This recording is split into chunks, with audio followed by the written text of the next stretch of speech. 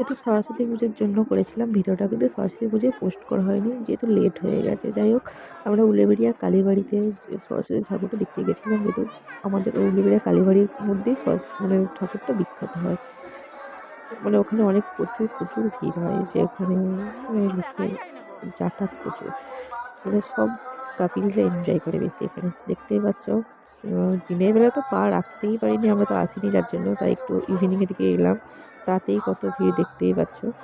যাই হোক, মায়ের যে মূর্তিটা করেছে জাস্ট অসাধারণ, 1 নম্বর হয়েছে আমাদের হাওড়া জেলার গ্রামীণের মধ্যে। সবাই লোক তো দেখতেই পাচ্ছ কত সুন্দর মূর্তিটা হয়েছে। যাই হোক, পুরো কালীবাড়ি চত্বরটা ঘুরে দেখলাম, কত লাইটিং, কত কি মানে সেই হেভি ব্যাপার যেহেতু কালীবাড়ির মধ্যে। যাই হোক, কালীবাড়ি মাকে দেখার পর সাইডে হনুমান মন্দির আছে, সেখানে হচ্ছে সরস্বতী ঠাকুর হয়েছে, সেখানেও আমরা দেখতে গেলাম।